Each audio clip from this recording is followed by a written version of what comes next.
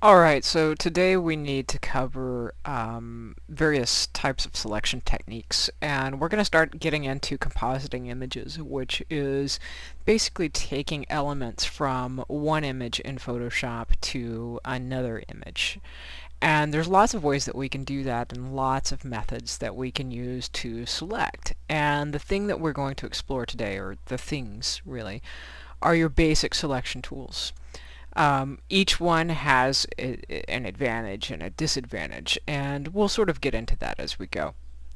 By all means, the tools that we use today are not the only ways that you can make selections. In fact, I would argue that there are better ways to make selections with the use of the pen tool or with masks, but those are more advanced techniques, and we're not going to get into those until a little bit later on in the term.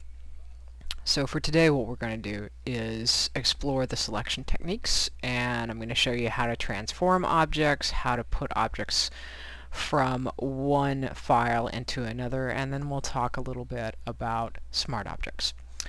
Alright, so the images that I want to work with today are on our website, and we're going to go out and get this lovely picture of Bambi. Hi Bambi. I'm just going to drag that out to my desktop. There we go. You can see it went right down here. And we'll go back, and we're going to put Bambi in the rainforest today. So I'm going to grab this and drop this out to the desktop as well, and it landed right over there. I'm going to close the browser window, and I'm going to bring up Photoshop.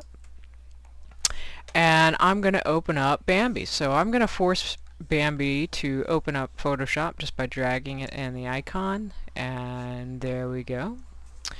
And you can see that this is an image that has lots of flats of color, and it is going to be fairly easy to select some of the areas here.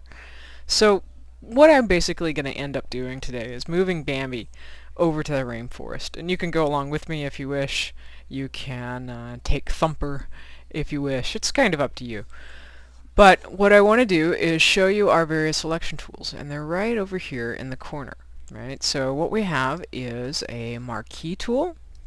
So this will select anything that is a rectangle shape. Alright, so if I hold down the Shift key, it will draw out a perfect square in proportion. Right, and this is for most of your tools actually. If you hold down the Shift key while you drag, it will do whatever operation you're asking it to do in proportion, so a perfect square. Right. You'll notice that we have various options up here. So we can feather the edges, which means it's going to soften the edges of the selection. We have your style, so you can fix it here to a ratio or a particular size. Typically I just go with normal. And then you can refine the edge here, which gives you a preview of what your edge is going to look like.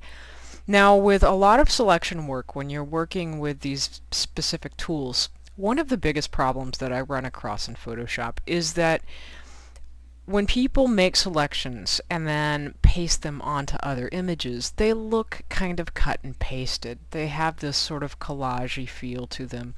They look like somebody just sort of cut them out of paper and stuck them on top of another image, and that's a problem.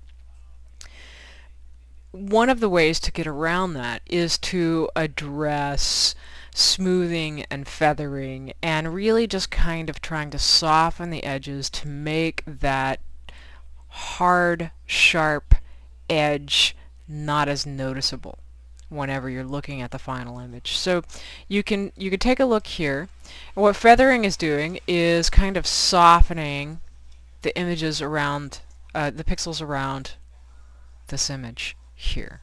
Alright, and of course that's a little dramatic. You always want to soften just a little bit just to take the edge off. You can smooth that out a little bit, right? And you can see what's happening here is we're losing the edges of our pixels, right? So if you look up here in the corner, let me zoom in for you a little bit, bring this down. You can see right here we're losing the edges a little bit. Okay, that's not exactly what I want there. There we go. That's better. Contrasting, right? So that's going to be picking up contrasting edges along the pixels. And the radius is basically how far out it is choosing to feather and apply these effects. So let's just kind of take that back down. And let me zoom back out so you guys can see a little bit. Alright, this is actually, it's pretty good. It's a little, I'm going to take that contrast down just a little bit. I'm going to remove some of the smoothing. There we go. That's actually not a bad selection there. And if I were okay with this, then I would go ahead and select OK. And then it would give me the dancing ants, which is, of course, this little line here that is depicting my selection. Now, how do I open this up in another file, though? Well, there's a couple of ways that we can do it. You can go to Edit, and choose to copy it right here. And then we open up, let's go out to the desktop, open up our other file, not in preview. See, I even do it at home. And then, once we have this open, go back to Edit and select Paste. And there you go. Alright. Now clearly this is not the ultimate selection we'll be working with, but for right now it's fine. And you can see that it's nice and soft. Right? We look over here and it has been put into its own layer up in the layers palette. Okay. Now there's another way that I can do it as well. Right? I can use a keyboard shortcut. So I can come back to this document and I can hold down my Command key and the C key for Command C, and you'll notice that I get a pair of scissors inside of my selection marquee. Command C. And then I go back to the rainforest file and I do Command V, which is to paste. Command V. Whoops, that's not what I wanted. Command V. There we go. Alright. So it's the same exact thing, it's just the keyboard shortcut. So again, Command C will copy and Command V will paste. Alright, and it goes into its own layer.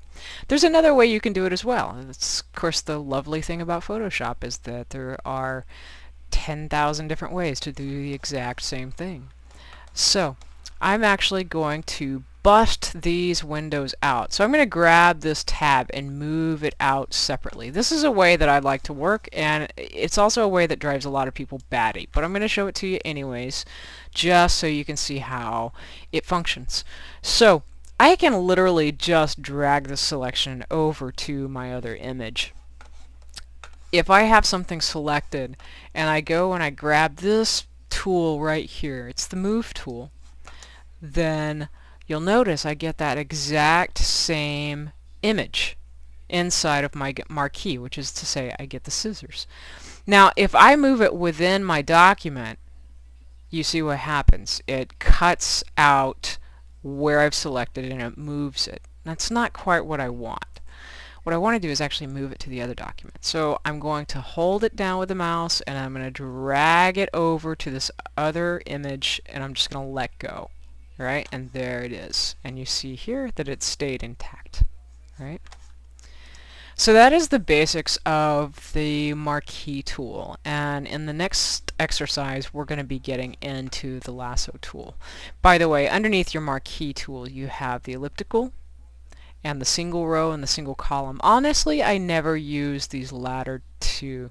I just use the rectangular and the circle.